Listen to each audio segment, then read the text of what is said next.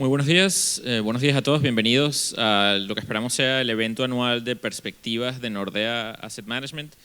Muchas gracias a todos por asistir esta mañana. Y como habréis visto en la invitación al evento durante el día de hoy, vamos a tener a dos speakers muy especiales. En primer lugar, vamos a tener a Sebastián Gali. Sebastián es nuestro estratega macro senior en Nordea Asset Management y él va a compartir con vosotros en unas pinceladas cuáles son las perspectivas que tenemos de cara al 2020, tras un año particularmente positivo prácticamente para todas las clases de activo a nivel global. Casi todas las carteras, imagino, de los inversores en territorio positivo, con muy buenas rentabilidades. La gran pregunta que nos queda es ¿qué nos depara el año que viene? ¿Cómo construir carteras de cara al año que viene? ¿Cuáles son las clases de activos que nos pueden ayudar a generar rentabilidades decentes en este entorno de tipos ultra bajos y negativos? Y Sebastián va a tratar de daros más o menos las ideas, la visión que tiene Nordea sobre cuál es el entorno macroeconómico que va a caracterizar el año próximo y, por ende, cuáles son los tipos de activos que creemos que podrían funcionar para la cartera de los inversores. En segundo lugar, y tras la intervención de Sebastián, vamos a tener a Jacob Top. Jacob es el gestor principal de nuestro Nordea 1 European Financial Debt Fund, nuestro fondo de deuda financiera europea. Y hemos decidido compaginarlo con el evento de perspectivas porque en la deuda financiera es quizás uno de los mercados de crédito a nivel global donde todavía vemos algún potencial de compresión, donde todavía hay algún tipo de soporte, no solo fundamental, sino también regulatorio. Pero bueno, seguro que Jacob os lo podrá contar de manera mucho más clara y más interesante. Por favor, si tenéis alguna pregunta, al final de la sesión abriremos espacio para ellas. Tenemos traducción simultánea, con lo cual las preguntas se pueden hacer tanto en español como en inglés. Y simplemente nada, agradeceros nuevamente y le dejo el espacio a Sebastián para su presentación. Muchas gracias. Thank you very much, Sebastián. Welcome. Sebastián, bienvenido. It's fine? Okay, very cool. The title of the presentation... Bueno, el título de la presentación es a toda vela en mares procelosos. Bueno, yo creo que es importante hablar del valor. Yo he ayudado al Banco Central Europeo y al Fondo Monetario Internacional y al Banco de Francia y al Tesoro americano, y nosotros tenemos contactos y a veces recibimos feedback de ellos, y lo que ellos quieren que oigáis es que la guerra comercial entre China y Estados Unidos no está yendo bien. Estados Unidos quiere 50.000 millones de dólares fijos para la agricultura y tampoco quieren que se den la vuelta a algunas cosas. Hay un programa de destarificación, de eliminación de los aranceles. Eso lo vamos a oír al presidente decirlo, que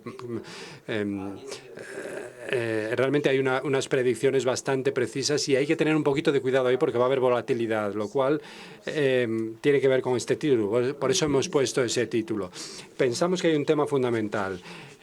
La japonización. Japonización no en el sentido de la crisis crediticia. Evidentemente hay una crisis crediticia en India, la hay en China también, pero lo decimos en el sentido de que hay baja inflación y bajo crecimiento durante mucho tiempo, lo cual tiene un impacto tanto en la renta variable como también en la renta fija y en el crédito. Así que si analizamos en la izquierda, vemos que parte de esa ralentización es cíclica y vemos que los PMIs que están en azul están en Estados Unidos y están cayendo al entorno de la contracción. Y esto es increíble porque la explicación es que dice que hay un shock que viene de China y de los mercados emergentes. Estados Unidos es una economía que se centra fundamentalmente en el interior, pero los PMIs son tan eficaces que nos dicen que hay algo más, que nosotros llamamos que es una narrativa de una recesión, un relato muy fuerte en favor de la recesión.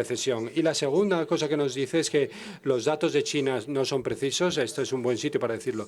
Estados Unidos sufre mucho, los PMIs suecos también sufren mucho, todos, y los chinos no sufren tanto. Yo creo que hay algo que está fallando, y lo que está fallando son los datos, básicamente. Lo que pensamos es que el crecimiento de China ahora mismo está en torno al 4,2%, va a caer al 3,6% el año que viene, Y esos son los datos reales. La mayoría de la gente no lo sabe. Sabemos que es ficticio, pero lo que no se sabe es hasta qué punto cuál es el crecimiento real. Y es muy difícil verificar esto porque la mayoría de los indicadores no son demasiado fiables.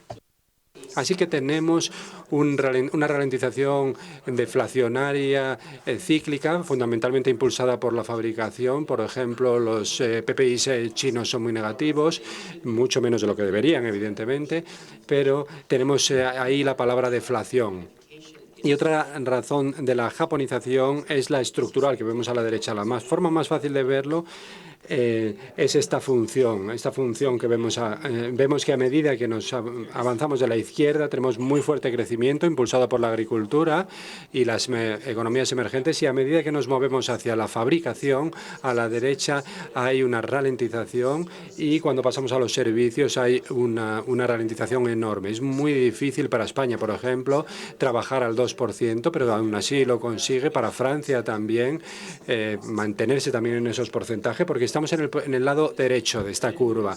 Y hay muchas razones detrás de esto. La principal es que los servicios están mucho más impulsados por los humanos, y aunque todo va a ayudar mucho, la inteligencia artificial está entrando y está sustituyendo a muchos trabajadores, va a cambiar, no va a sustituir nuestros puestos de trabajo, va a cambiar lo que hagamos, porque no es suficientemente sofisticado, no nos va a reemplazar a los cerebros humanos, digamos.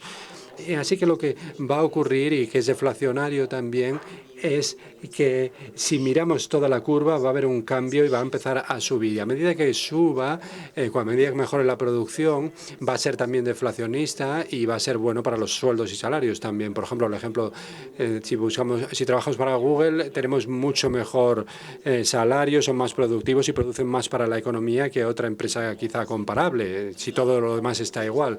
Otro elemento que es muy deflacionario es que la población de muchos países, por ejemplo Finlandia, Alemania también, e Italia, son poblaciones que están envejeciendo, y a medida que van envejeciendo también se nos perfila un entorno más deflacionario, bajo crecimiento y baja inflación.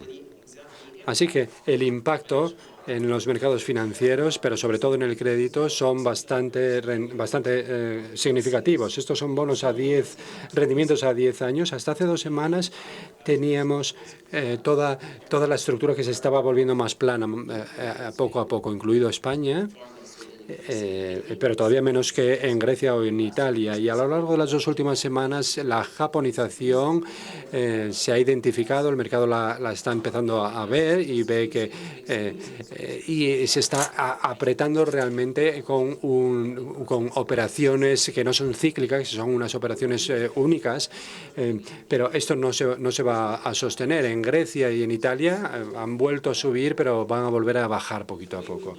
Y la forma en que nosotros miramos el crédito, nosotros, tal y como vemos el crédito en una curva de renta fija, es la noción del riesgo crediticio, no un elemento estructural, porque eso tiene muy poco valor, sino de los 3 a 5 años. Los 3 deberían tener los mismos que pueden tener, por ejemplo, los swaps de incumplimiento crediticio, por ejemplo. Deberían tener más o menos lo mismo. Y lo que ahora vemos que hay algunos países que están marginados o en una zona marginal, como Grecia, por ejemplo, y van a ser atraídos, pero todo esto, el CDS soberano es muy diferente ahora mismo a la curva soberana pura. Si pensamos que vivimos en un mundo que se está ralentizando, Alemania está abocada a una recesión, en Francia, por ejemplo, Italia está mucho mejor, y en España, como se han reducido todos los costes de financiación, lo que tenemos en último término son 6 hasta 18 meses. Podríamos tener un crecimiento con mejores balances, por ejemplo, para los bancos. También pueden prestar más. Eso por lo menos en Grecia y en Italia, por ejemplo. Para nosotros, desde un punto de vista del riesgo crediticio, sobre todo en Grecia y en Italia, es un feedback muy positivo. Y como la curva se está incrementando tanto, la duración empieza a ser una bestia difícil de manejar, como hemos visto en las 2 últimas semanas. Así que el crédito probablemente va a ser mucho más atractivo. Y como tenemos una dislocación, digamos, no tenemos recesión, pero tenemos bajo crecimiento durante muchos años y va a seguir, crea una oportunidad perfecta para explorar el riesgo crediticio en distintas partes, utilizando apalancamiento en distintas partes de la Unión Europea. Lo que nos dice es que vamos a necesitar una cantidad enorme de análisis. No porque vayamos a tener una recesión, porque en un entorno de bajo crecimiento no todas las empresas van a funcionar bien. Va a haber ganadores y va a haber también perdedores y vamos a tener que ser capaces de diferenciar unos de otros. Lo cual significa que requerimos mucho análisis. Vemos, por ejemplo, en Estados Unidos, en el high yield, en los altos rendimientos, donde vemos el tramo de los triple C está subiendo en el rendimiento. ¿Por qué? Porque la gente tiene miedo de la recesión en Estados Unidos y entonces saben cuál es el tramo que va a tener peores resultados y empiezan a reajustar sus carteras ahí y se desapalancan hasta cierto punto. Así que es una imagen bastante compleja, tiene algunos elementos atractivos desde el punto de vista de la duración en Italia y en Grecia, tácticamente, mucho más desde un punto de vista crediticio y desde el punto de vista de la renta variable yo diría que la respuesta es bastante compleja. La pregunta es, ¿queremos comprar un estilo concreto, unos países concretos que están funcionando mejor? Francia, por ejemplo, hay bastante diferenciación que también sería posible desde un punto de vista regional en la renta variable, pero nos dice que tenemos bajos beneficios, nada catastrófico en el futuro, nada malo, y a medida que vayamos avanzando va a haber efectos que realmente lo hagan subir, pero la verdad que la situación es de poco crecimiento. Si nos centramos sobre todo en la periferia y vemos lo que ha ocurrido, por ejemplo, Italia y Grecia, que están subiendo un poquito, están remontando un poquito, y el resultado de todo esto es que hay oportunidades en la duración. La forma en que yo lo veo es que Grecia e Italia podrían operarse como un triple B más o incluso más alto dentro de 3 años quizá, y tenemos los bonos alemanes por otro lado que están en la parte superior del mercado crediticio. La política del Banco Central Europeo, si hablas con la gente, no te dicen que tienes que ver a Christine Lagarde como que está más o menos en el eje franco-alemán, no es ni súper agresiva ni súper blanda. Hay que alabar a Draghi por lo que hizo con los países periféricos. Ha hecho un trabajo extraordinario en esas cuestiones. Perdón. Pero ella no es así. Si miras lo que hizo, ella apostó fuerte en Argentina, que está explotando ahora mismo en un sentido negativo. Gracias a Dios ella ya no está a cargo de eso, pero ha estado en un lado muy blando y también en un lado muy agresivo. Así que empuja a un mayor gasto fiscal por parte de los gobiernos, etcétera. Lo que es interesante de Christine Lagarde, más allá del hecho de que está entre medias, es que ha estado empujando más el crédito y vemos gente ya que está saliendo, que no podemos hacer quantitative easing porque tenemos unas barreras y vamos a empezar a golpear a otras clases de activos. Lo han hecho para bonos cubiertos, bonos verdes, y ese proceso simplemente va a ampliarse. Cuando yo tenía unos 10 años, mi padre, que era economista del Banco de Francia, él decía que podías poner cualquier cosa en un banco central en el balance, incluido pescado. ¿El Banco Central Europeo quiere hacer algo? Pues lo puede hacer. Lo que pasa es que simplemente va a ser mucho más selectivo, no va a estar en el lado de los soberanos, sino que va a ampliarse a otras clases de activos. Pero sí sabemos que los bancos tienen que descargarse de deuda. Los bonos cubiertos, los bonos garantizados, tienen que deshacerse de alguna deuda que es la peor y es algo que todavía no han hecho, y entonces eso les va a permitir, por ejemplo, al Banco de España a prestar más, tener más actividad, que va a crear un bucle positivo. Así que quizá las medidas de estímulo hayan muerto, no vamos a ampliarse porque ya es imposible, pero el estímulo del crédito yo creo que sí que puede trasladarse a otras clases de activos y que puede que sea interesante desde el punto de vista de la gestión crediticia. Lo que pensamos en términos de crecimiento es que el crecimiento en la eurozona va a empezar a remontar en la segunda mitad del año que viene, impulsado por el rebote de la economía china, que puede que sea un poco ficticia, pero las autoridades chinas son muy buenas a la hora de gestionar el balance y al final vamos a recibir parte de ese rebote y quizá en el segundo trimestre vamos a encontrar datos ficticios que dicen que todo va bien, pero el mensaje va a ser bastante correcto, que va a haber un rebote y entonces Alemania, Suecia y todos esos van a empezar a beneficiarse un poquito. El impacto en el euro también es una cuestión bastante importante.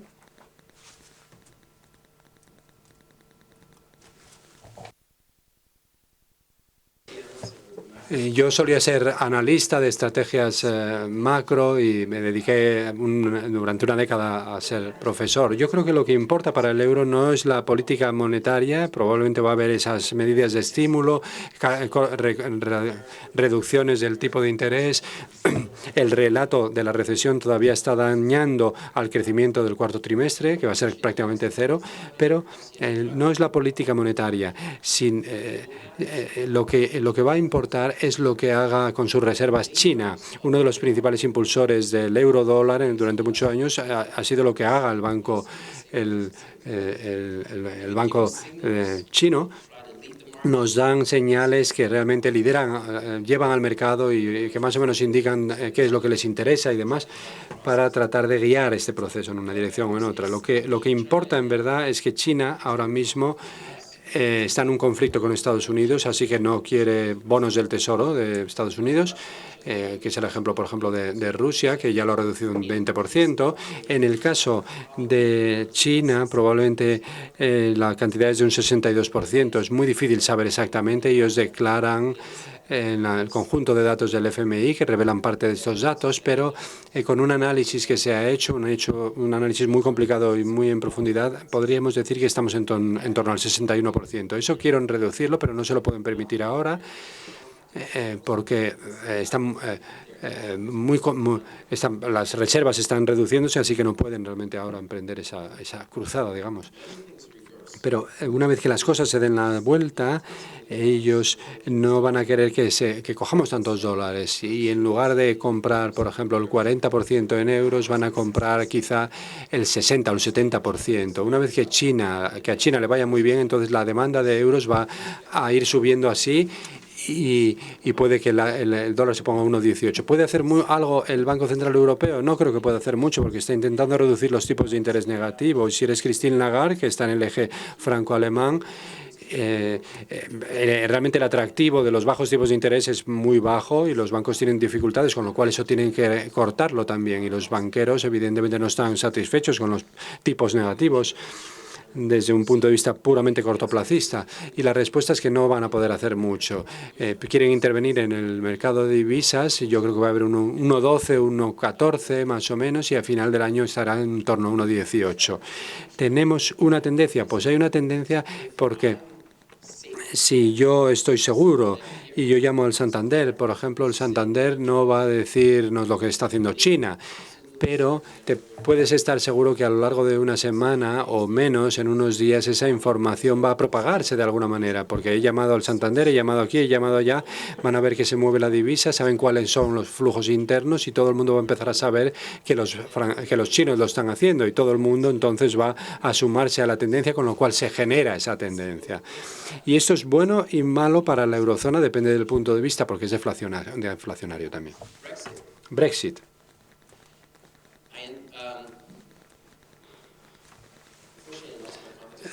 Bueno, yo he perdido el contacto con el Banco de Inglaterra, por desgracia, pero el Brexit es un choque que puede que se revierta. Yo creo que podemos tener, yo creo que sí que se va a producir, pero no es demasiado riesgo, salvo que el Boris Johnson cometa un error enorme. La oposición con los laboristas no es demasiado creíble, pero lo que no sabemos es si van a tener una mayoría. Pero por el momento yo creo que se percibe que hay una posibilidad de que sí que salga la mayoría. Entonces lo que tenemos es un shock en el CAPEX, en el negocio inmobiliario, y esperamos que eso se revierta y luego acabe siendo beneficioso para el Reino Unido. El valor está muy bajo y se va a recuperar. Sigue siendo realmente muy barato a día de hoy, con lo cual yo creo que es una historia bastante interesante por el momento. esta es una situación de los principales indicadores en Estados Unidos que nos dicen que la actividad se está reduciendo. Todo sugiere que va a haber un crecimiento de 0,3 o algo así en el cuarto trimestre, o sea, casi cero, y la confianza de los consumidores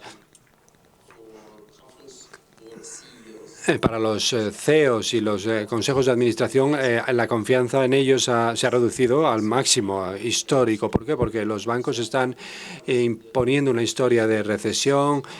Por ejemplo, de Société Générale están convencidos de que va a haber una recesión en Estados Unidos. Y esa es la historia que se está contando en finales de la primera mitad del año que viene. Yo lo dudo, la verdad, pero lo que sí creo es que como hay tanta narrativa detrás de esa recesión, porque muchos de ellos son gente de renta fija y quieren crear esa historia porque les interesa. Kumla fue uno de los primeros, que es un tipo muy conocido, que es el rey de los bonos, y él lo ha dicho muchas veces y entonces mucha gente lo sigue. Así que realmente se propaga esa idea.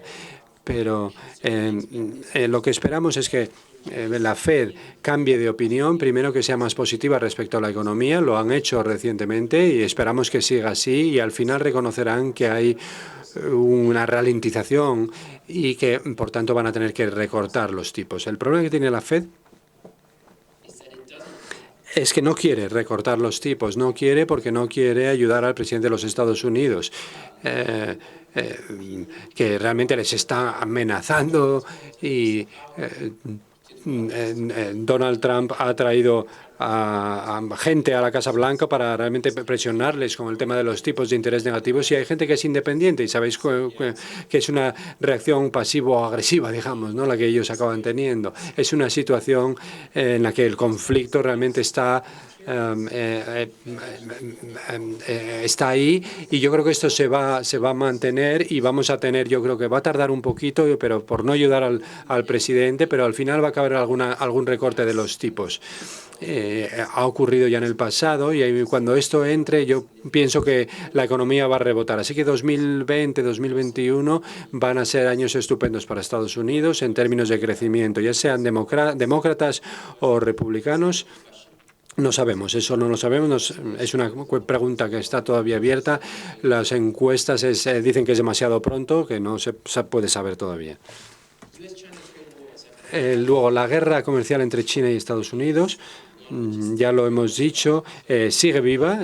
Hay que tener mucha precaución aquí. Uno de los lugares a los que nosotros miramos y donde pensamos que hay que tener cuidado y trabajamos en los equipos, por ejemplo, las infraestructuras, los bonos cubiertos y demás, nosotros esperamos que se acabe llegando a un trato, porque los dos están desesperados por conseguir un trato. China está desesperada porque la situación es bastante mala para ellos, y en el caso de Estados Unidos están desesperados porque no pueden controlar a la República Federal.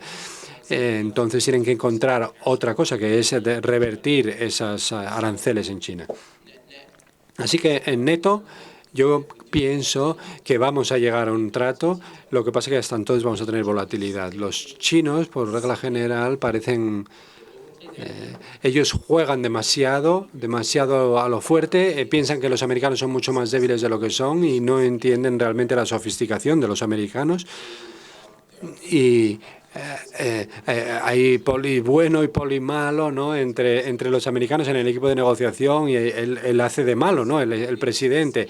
Así que hay una sofisticación que realmente no se espera de los americanos, dado el comportamiento del presidente en general, pero sí que son sofisticados. Pero sí, podemos aguantar hasta enero o finales de diciembre, quizá para las vacaciones de Navidad.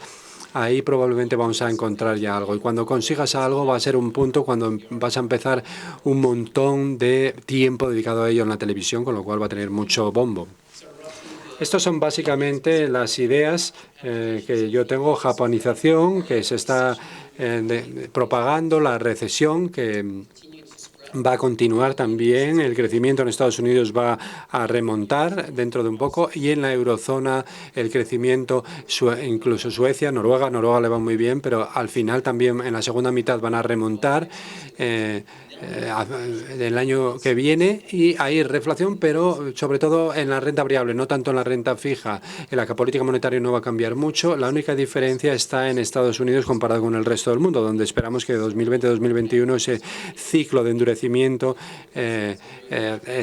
empiece a cambiar otra vez por parte de Estados Unidos. Así que va a ser muy táctico el entorno, sobre todo en Estados Unidos, y sin embargo en Europa va a ser más un proceso más básico, ¿no?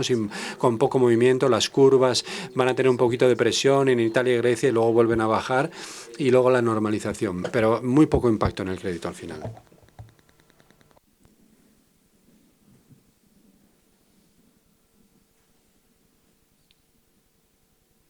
Thank you very much, Sebastian, for your presentation. Muchas gracias, Sebastián, por tu presentación. Muy interesante. Vamos a tener espacio o tiempo para las preguntas al final de la presentación, pero ahora vamos a darle la palabra a Capta, que va a presentar el Fondo de Deuda Financiera Europeo.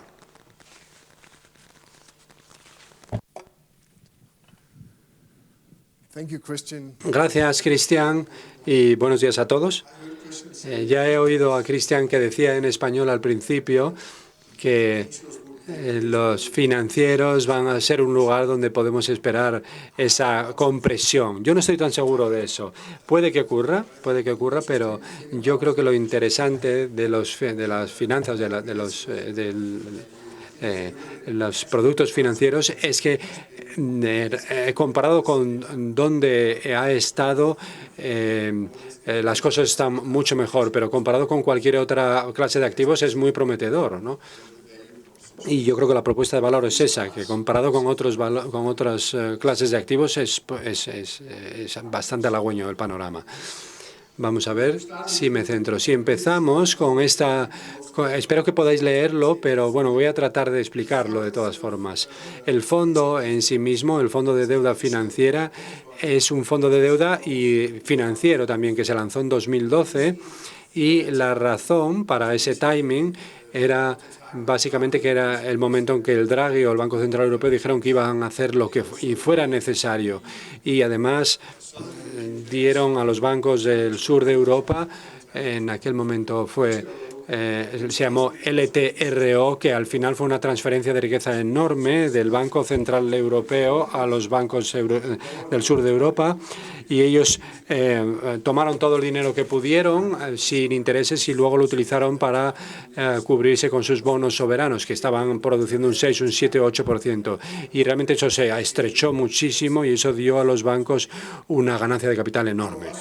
Para nosotros fue una señal de que ahora queremos hacer un fondo puramente financiero, porque era la señal que habíamos estado esperando. Los bancos europeos están bajo mucha presión, sobre todo, evidentemente, Italia, España, Portugal y los griegos también, pero sobre todo podríamos decir que casi todos los bancos de Europa. Y al final creo que fue un movimiento acertado. Desde 2012 el fondo, después de las comisiones, ha ganado algo así como un 90%, creo que ha dicho, de rentabilidad, y es impresionante, ¿no?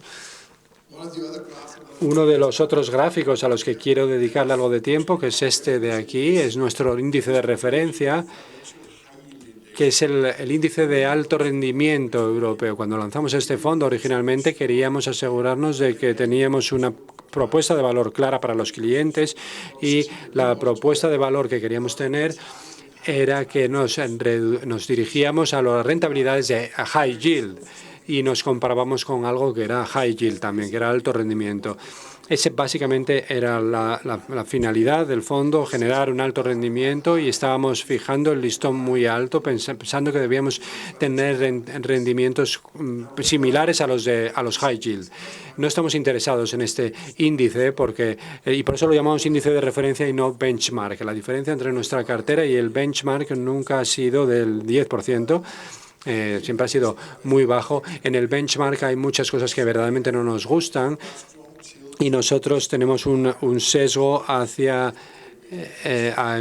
bancos, por ejemplo, con categoría investment grade, cuando esto es más bien un fondo de high yield. Nosotros nos encanta el trading, hacemos mucha compra y venta, y la idea es mantener el rendimiento más o menos en línea. Pero bueno, comparado con el índice de referencia, hemos tenido ganancias. Por cierto, la verde es el high yield europeo para corporaciones estándar, ¿no? También hemos tenido mejores resultados que eso.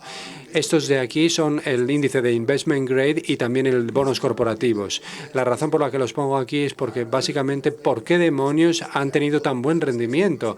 Pues es porque los tipos de interés han bajado muchísimo durante ese periodo. Así que a lo largo del periodo estos dos han ganado alrededor del 3% anual. Y es bastante impresionante cuando empezábamos con solamente un 1,5%. ¿Cómo puede ser que estas rentabilidades estén ahora bajando, ¿no? Y nosotros miramos hacia el futuro y pensamos cuál va a ser el futuro de este tipo de fondos. Yo no lo tengo demasiado claro. El último que vemos aquí, el amarillo, es bastante volátil, es el índice de bancos europeos de renta variable, y está teniendo muy mal resultado. ¿Por qué? Básicamente porque los bancos se han visto obligados en todo este periodo por los reguladores a incrementar sus reservas de capital, han más que duplicado su capital, se han visto obligados también a incrementar el riesgo, por lo tanto han tenido que incrementar el capital más todavía, han tenido que sanear los balances, han hecho de niño bueno, ¿no? Y por eso ese resultado es tan malo, porque significa que necesitas incrementar tus beneficios simplemente para obtener la misma rentabilidad sobre patrimonio, lo cual no puede ser. Ahora es por culpa. Realmente es muy duro ser un banco ahora mismo con los tipos casi negativos, ¿no? Pero cuando vemos la deuda, básicamente lo que vemos es que los bancos se han vuelto cada vez más seguros, ¿no? A medida que avanzamos. Y otra cosa que es buena es que esto va a continuar. Así que hasta 2026 vamos a seguir viendo cómo se aplican las reglas de Basilea, por ejemplo, exposiciones a contrapartes. Por ejemplo, es la razón por la que Deutsche Bank sigue teniendo tanto estrés, ¿no? Deutsche Bank tiene todas estas contrapartes y es el mayor banco del mundo si vemos el trading relativo, al menos lo era antes, y ahora necesita poner todavía más capital en reservas para todos estos riesgos, ¿no? Esto es lo que ha ocurrido con todos los bancos, básicamente. Así que si miramos la media, un banco medio español comparado con 2012, si vemos el banco medio italiano o cualquier otro banco, son mucho más fuertes y esta tendencia va a continuar por el momento. Así que rendimiento muy fuerte históricamente, pero ahora están todavía en un lugar bastante decente. El titular ha desaparecido. Me gustaba el titular que había, que hablaba de que la fábrica de rentabilidad está fallando. ¿Qué es esta? Estos son los niveles de rentabilidad europeos de 5 años y los a corto plazo.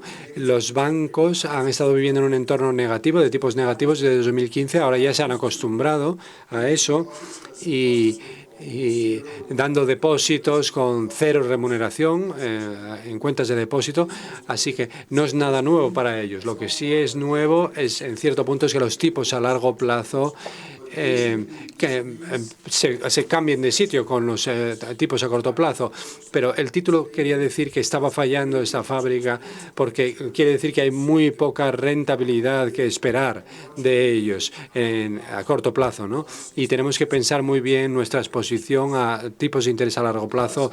Eso nos lo tenemos que plantear. Por otro lado, tenemos el diferencial, el azul es los productos de alto rendimiento financieros y el rojo es de los high yields europeos, y los dos de aquí abajo son investment grade, financials e investment grade no financieros. Lo interesante es que la fábrica de diferencial de spread sí que está funcionando. El diferencial ahora mismo, incluso después del rally que tuvimos en 2019, el diferencial por término medio para todo este periodo está manteniéndose bastante bien. E incluso hemos sido capaces de generar bastantes buenas rentabilidades con estas diferenciales. Volatilidad, sí, por supuesto, montones de volatilidad. Pero donde queremos ir verdaderamente es, pensamos y queremos ir a los high yield ordinarios, suponiendo que incluso podríamos ver una bajada, que se dé la vuelta un poquito, o vamos a los financieros, que es quizá, no sé, más al menos se han estado mejorando, los fundamentales se han estado mejorando durante bastante tiempo y yo creo que van a continuar haciéndolo. Así que la fábrica de rendimiento está fallando, pero la de diferencial está funcionando todavía. Esto es un poco técnico, pero lo que representa este gráfico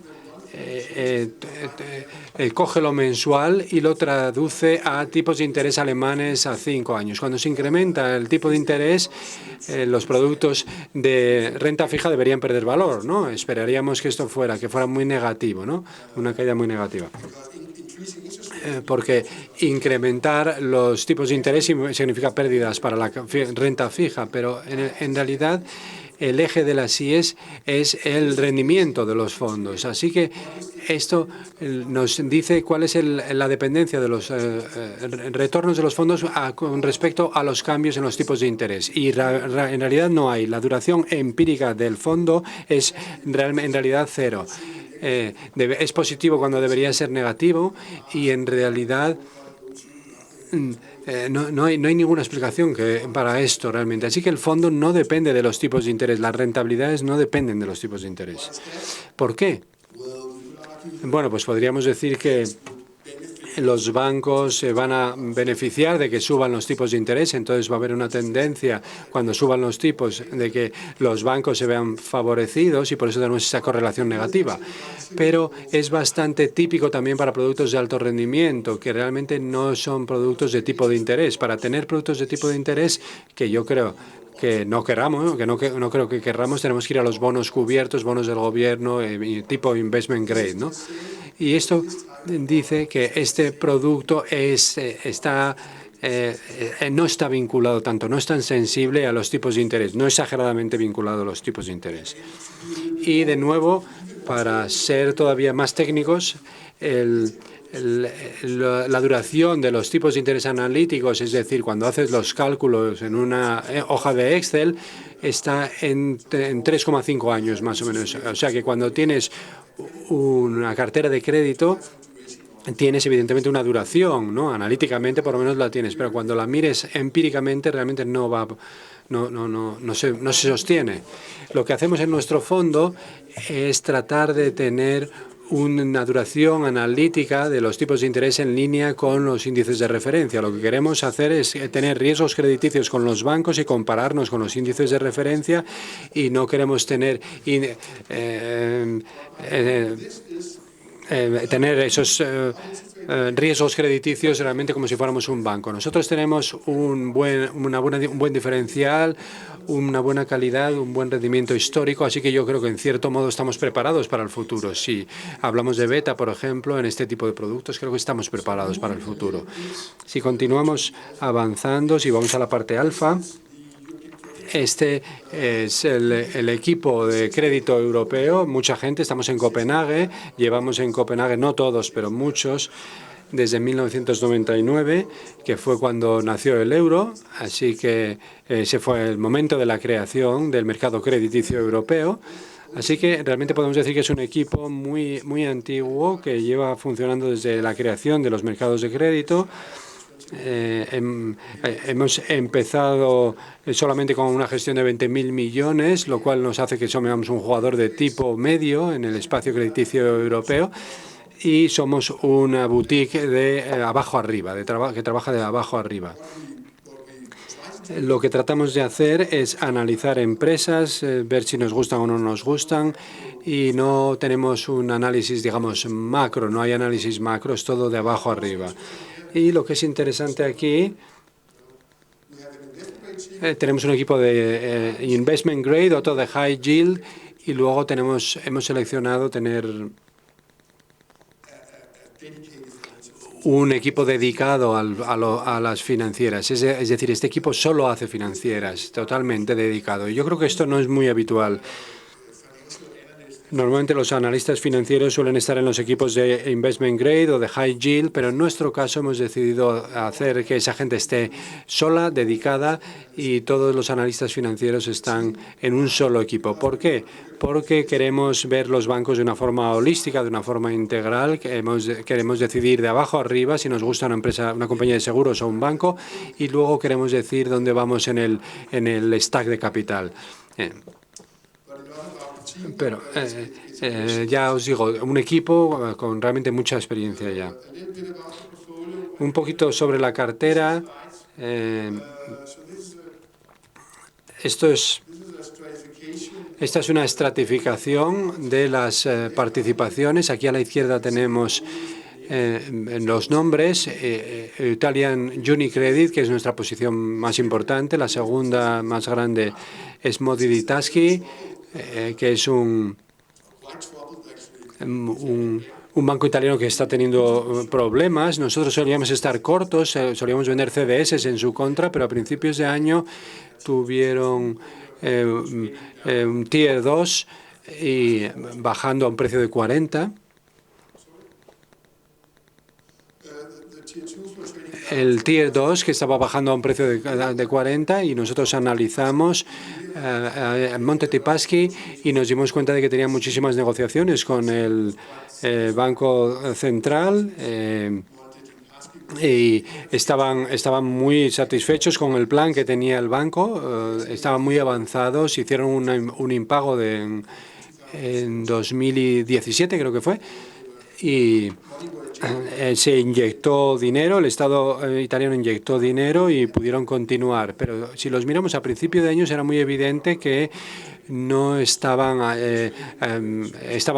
muy estresados, digamos, bajo mucha presión, pero no iban a entrar en impago. Y a la vez también tomamos una posición enorme en Italia, que venía de una posición totalmente negativa en Italia. ¿Por qué hemos hecho ese cambio? Lo hicimos porque estábamos seguros de que el Banco Central Europeo iba a lanzar esta LTRO 3 que iba a beneficiar a los bancos italianos. Y sobre todo Monte dei Paschi nos gustó mucho el diferencial. Eso nos indicaba que estábamos dispuestos a asumir bastante riesgo cuando fuera necesario. Hemos hecho mucho dinero con esta posición y estamos empezando a descargarnos de ella. Estamos alrededor del 5%, llegamos a tener el 7%. Pero esa posición probablemente poco a poco desaparezca. Pero es una cartera con muchos valores distintos. Ponemos el dinero donde tenemos la boca, digamos, ¿no? Y vemos que es interesante. Tenemos un 15% de cocos. No sé si conocéis a nuestros competidores, pero hay algunos fondos que son solamente de deuda financiera y que por lo general tienen muchos más 81 o cocos. Nosotros no somos muy fans de los cocos. Hay algunos que son estupendos, pero algunos otros son muy arriesgados, al menos en nuestra opinión, y no se han puesto a prueba todavía. ¿Por qué me preocupan los cocos? Me preocupa sobre todo porque son perpetuos, pueden continuar hasta la perpetuidad y el mercado, sin embargo, en un mercado alcista suelen traerlos a la primera fecha de rescate, así que se está ampliando bastante. Si no se pone el precio en función de esa primera fecha de rescate, entonces se van a ir a la perpetuidad. Con los diferenciales muy bajos y el vencimiento muy lejos, el precio puede caer 50 puntos básicos con facilidad. Y eso fue lo que ocurrió en 2008-2009 cuando empezó la crisis financiera.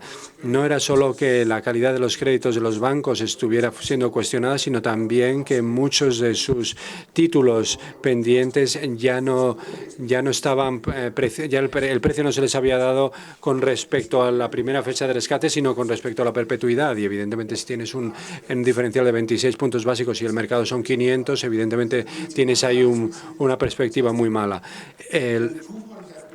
Los cupones habían sido pagados ya, incluso el Banco Popular Español, que creo que pagó un cupón de 10,5 y lo pagó hasta el impago. Y en cierto punto hay diferencias en la interpretación y los beneficios de los bancos entrando ya entran en un territorio en el que ya no pueden pagar cupones. Está claro que van a dejar de pagarlo, con lo cual es un riesgo. Pensamos que hay riesgos que son dramáticos, que parece que van a producirse quizá en los 81 y por eso tratamos de mantener esa parte de nuestra cartera lo más baja posible. Creo que podemos decir ahorrando para días más lluviosos, ¿no? Pero no obstante hemos sido capaces, si nos comparamos con los competidores, creo que nos está yendo bastante bien, aunque no tenemos estas altas tenencias, ¿no?, de 81. algunas palabras sobre los ratings, sobre las calificaciones. Las calificaciones que se dan a las emisiones que nosotros compramos, vemos que hay mucho investment grade. Y para mí esto es más interesante porque es una declaración diciendo si esto es una investment grade o un high yield. Si es un banco calificado como high yield, entonces no va a ser tan factible. Si eres un banco, estás vendiendo confianza y tienes que ser investment grade. Así que tenemos mucho sesgo en la cartera contra bancos fiables, ¿no? De investment grade. A veces compramos los que no son investment grade. Por ejemplo, Banco Popular Español, por ejemplo. Sí. Bueno, de cualquier forma. En ese, en concreto, perdón, antes de... Perdón. Antes de que fuera absorbido por el Santander, nosotros compramos una porción considerable de sus efectos senior, que era high yield, y lo tuvimos hasta que el Santander compró el banco y entonces lo vendimos. Y yo creo que nuestros competidores tenían los 81 y nosotros no. Y al menos ahí tuvimos suerte, creo. Bueno, esto no voy a dedicarle mucho tiempo. Estas eran nuestras tenencias en ese momento, muy volátiles. Dos ejemplos. Nuestras participaciones en Iberia, en los días buenos, era muy bueno, muy jugoso tener multicédulas españolas que funcionaban muy bien. Teníamos muchas. Creo que es muy poco habitual en un fondo de high yield y nos gustaban y hicimos mucho dinero con ellas. Y al principio de 2017 nosotros vimos que España estaba...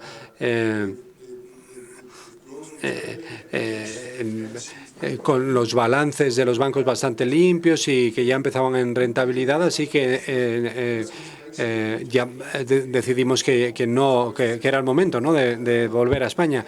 Sin embargo, el Reino Unido justo lo contrario, porque pensamos que los diferenciales allí no están donde tienen que estar. Nos gustan los bancos británicos, no van a entrar en default, pero yo creo que el diferencial es demasiado estrecho y hemos entrado casi, de hecho, incluso en el territorio negativo a través de CDS en el Reino Unido.